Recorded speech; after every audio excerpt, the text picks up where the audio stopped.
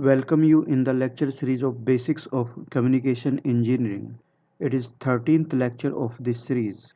In previous lecture, we have discussed about introduction of communication system and amplitude modulation techniques. From this section, I will start about frequency modulation. And the outline of this lecture are introduction, types of angle modulation, basic definition with mathematical representation, and time domain display of FM and PM wave. And in the objective of this lecture, you will able to explain basic definitions and mathematical description or representation of angle modulation and time domain representation of FM and PM. So let us start with the introduction. In previous lecture, we have investigated the effect of slowly varying amplitude of sinusoidal carrier wave in accordance with the baseband signal. In this lecture, we will discuss second family of continuous wave modulation system, that is angle modulation, in which angle of the carrier wave is varied in accordance to the baseband signal and the amplitude of the carrier wave is maintained constant. One important feature of angle modulation is that it can provide better discrimination against noise and interference than amplitude modulation. With these angle modulation lectures, you will learn 3 points. And the first point is angle modulation has two implications. And the first is in analytics term, the spectral analysis of angle modulation is complicated and the and in practical term the implementation of angle modulation is demanding. And the second point is transmission bandwidth of an AM signal is of limited extent, whereas the transmission bandwidth of angle modulated signal assume infinite extent, at least theoretically. And third point, amplitude of the carrier is constant. You intuitively can say that additive noise would affect the performance of angle modulation to a lesser extent than the amplitude modulation. There are two common forms of angle modulation: phase modulation and frequency modulation. In frequency modulation, frequency of the carrier is varied according to the message signal, and in phase modulation, phase angle of the carrier is varied in accordance to the message signal. Frequency modulation has several advantages over the amplitude modulation, such as noise reduction, improved system fidelity, and more efficient use of power. But there are some disadvantages to such as increased bandwidth and use of more complex circuitry. And angle modulation is being used for the following applications: radio broadcasting, two-way mobile radio, microwave communication, TV sound transmission, cellular radio, satellite communication. Now, the basic definition of angle modulation. In angle modulation, theta is a function of modulating signal xt. So, in angle modulation, the phase theta of a sinusoidal carrier wave is varied with respect to time, and an angle modulated wave can be represented as xcpt, it is equal to AC cos theta t, where AC is the peak carrier amplitude and theta t is the angular argument of carrier. Here the theta t is a function of modulating signal, that is theta t is a function of xt as given in equation second, where xt is am cos 2 pi fmt single tone modulating signal. Theta t is basically an angle which is expressed in radian. If theta t changes by 2 pi radian, then we say that a complete oscillation has occurred. If the carrier is unmodulated, then an angle theta will be theta t is equal to 2 pi fc plus phi c, and this 2 pi fc is the phasor that will rotate at a constant angular velocity of 2 pi fc, and phi c is the value of theta t at time t is equal to 0. There are different ways in which angle theta t may be varied in some manner with the message signal. We will discuss only two methods: phase modulation and frequency modulation. So first of all, we will start with the phase modulation. The phase modulation is a type of angle modulation in which the angular argument theta t is changed linearly with the message signal xt. So there is linear relationship between angle argument and theta t. So here you can see that angular argument theta t, it will be equal to 2 pi fct plus kpxt. So there is a linear relationship between theta t and xt, and here 2 pi fct is the angle of the unmodulated carrier with constant phi c is equal to 0, and here kp is the phase sensitivity factor of a modulator, and it is measured in radian per volts. Now, if xt is the message signal, then the phase modulated wave xcpt can be mathematically expressed in time domain as xcpt equal to ac cos 2 pi fct plus kpxt, and here AC is the constant amplitude, and in place of theta we have written it is 2 pi fct plus kpxt, linear relationship with the theta t of xt, and this is kpxt is a varying phase angle.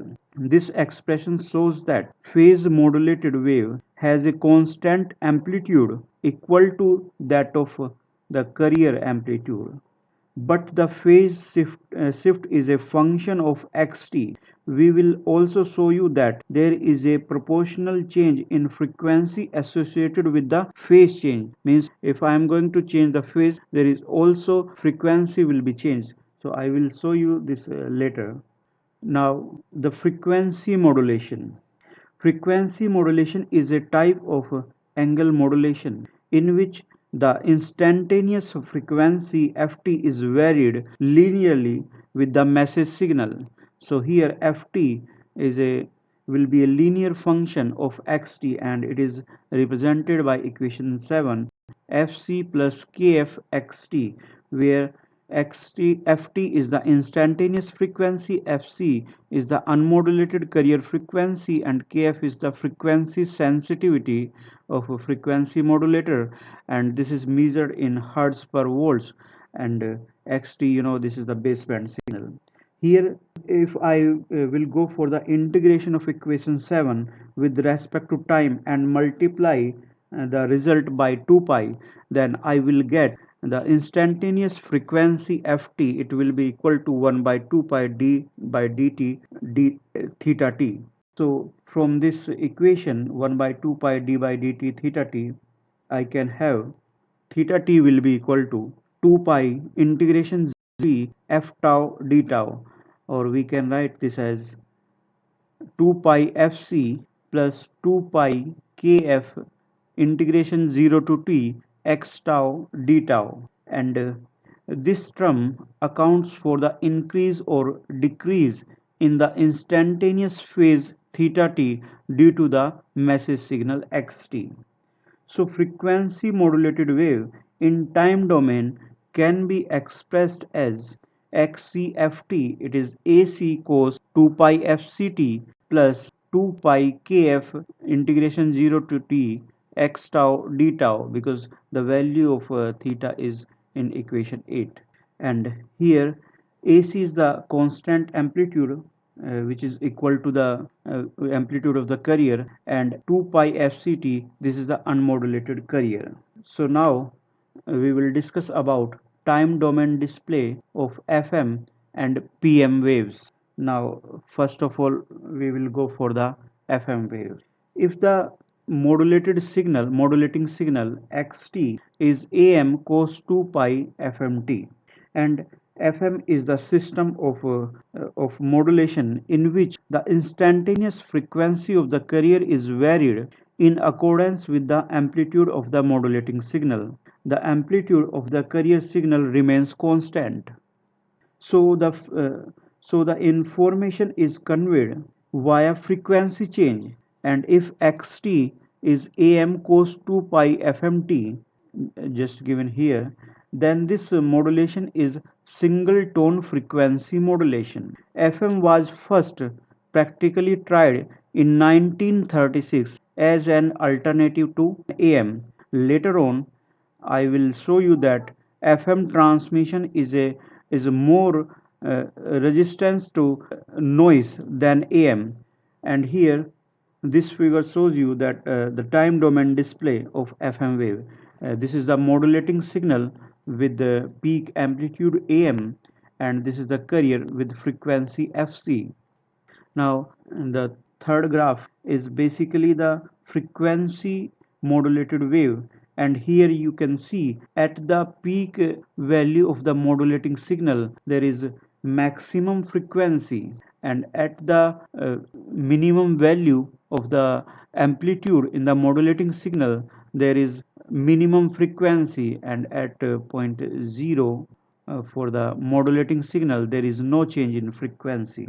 So the amount by which the carrier frequency varied from its unmodulated value is known as deviation, and it is proportional to the instantaneous value of the message signal. So if the value of the message signal is high, then we can see the frequency will be high, and if the maximum value of the modulating signal is low, then the frequency will be minimum. The rate at which the frequency variation of the oscillation takes place is equal to the modulating frequency FM.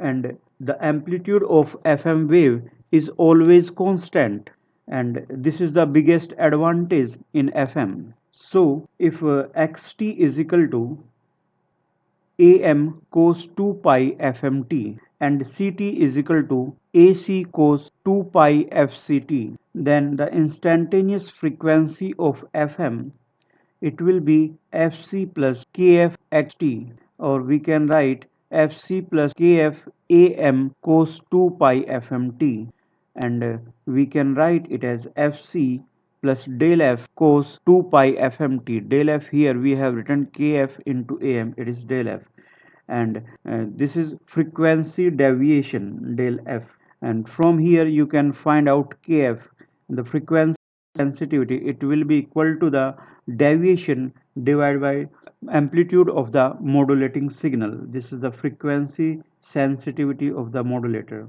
So the maximum frequency of FM, it will be fc plus minus del f, and the value of theta, it will be 2 pi integration f tau d tau, and from this you can find out 2 pi fct plus 2 pi del f integration cos 2 pi fmt dt, and the integration of course you know sine, so you will get 2 pi fct plus 2 pi del f, and sine 2 pi fmt by 2 pi fm, and from this we can have 2 pi fct plus del f by fm sine 2 pi fmt.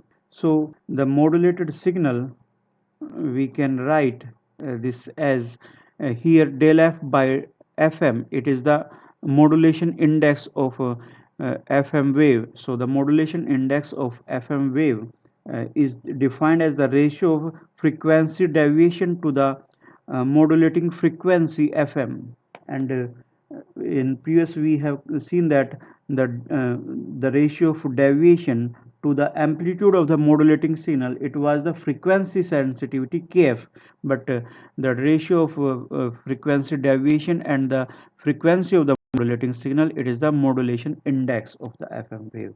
The modulation index mf is very important in FM.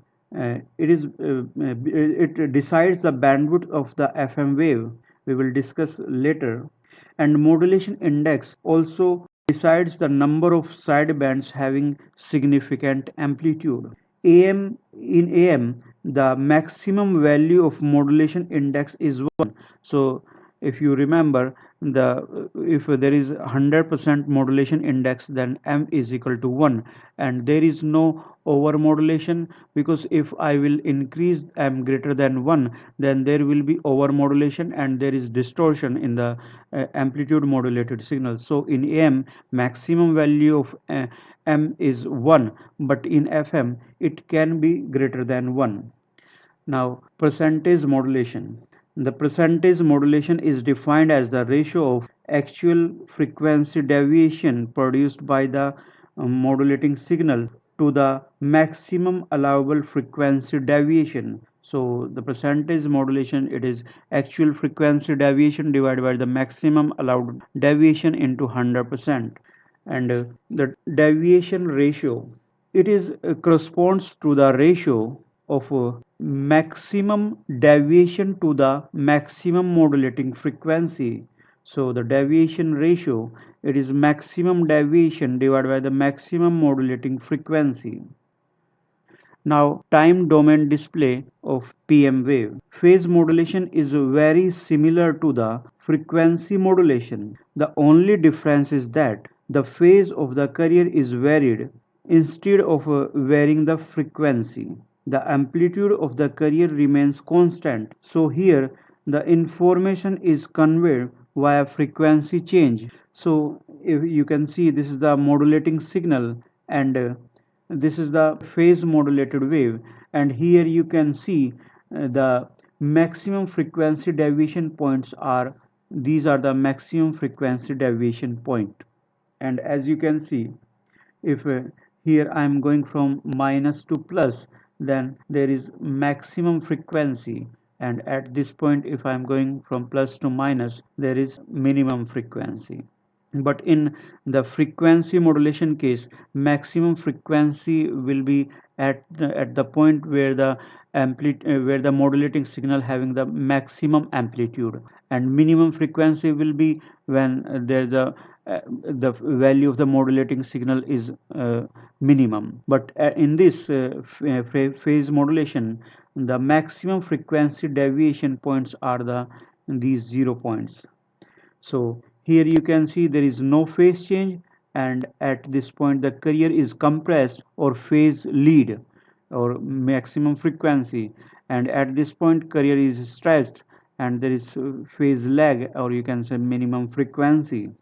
So in figure, as the modulating signal goes positive, the amount of phase leads increase with the amplitude of the modulating signal. The effect is that carrier is compressed or its frequency is increased. When the modulating signal goes negative, the phase shift become lagging. This causes the carrier wave to be effectively stretched up. The effect is as the carrier frequency is reduced. So phase modulation produce frequency modulation basically, and the PM wave of that figure is same as the FM wave produced by dx by dt, that is derivative of xt with respect to time. So here basically phase modulation is the frequency modulation, but in this frequency modulation the modulating signal is not xt, the modulating signal is now dx by dt. Now if I am going to take the frequency modulation fm of dx by dt, then I will get the phase modulation. The difference between PM and FM wave can only be made by comparing with the original modulating wave. So if original modulating wave is xt and I'm going to have the frequency modulation, then it will be the FM wave. And if I'm having the modulating signal dx by dt, and now if I am going to again take the frequency modulation, then then there will be a PM wave instead of FM wave. So the difference between frequency modulation and phase modulation can be clearly seen if I will take the squared wave modulating signal. So here you can see, if I consider the squared wave modulating signal, then the frequency modulated wave will looks like here at this 1, or if I consider this is bit this pulse is for bit 1, this pulse is for 0, and this pulse is for bit 1. So here you can see for bit 1, or for this digital signal, there is high frequency, and for this digital signal there is low frequency. And in another case, you can see here the PM wave has been plotted by using the differentiated version of xt. So if I will take the differentiated version of this xt, then I will get the impulses, and at this point we can see that there is phase reversal at this point. At this point there is phase reversal, so the phase modulated wave will be looks like this. So there is clearly difference you can see if I am going to use the squared pulse. So here we can see that FM and PM waves are completely different from each other for squared modulation. Now, from equation 6, we have the PM wave can be represented as XCPT. It is AC cos 2 pi FCT plus KPXT. And here, if XT is AM cos 2 pi FMT, then this PM wave can be represented as AC cos 2 pi FCT plus KPAM cos 2 pi FMT. And here KPAM, it is equal to phi m, or phase deviation, or we can write this as MP, modulation index of phase modulator. And this is the end of this lecture. Here we have discussed about generalized concept of angle modulation, basic definition, and mathematical representation of angle modulation. Also we have discussed about time domain display of FM and PM wave. This was 13th lecture of the lecture series of Basics of Communication Engineering. In the next lecture, I would like to discuss about difference and comparison between FM and PM, the relationship between FM and PM, and types of FM. Till then, thanks for listening this lecture. Thank you.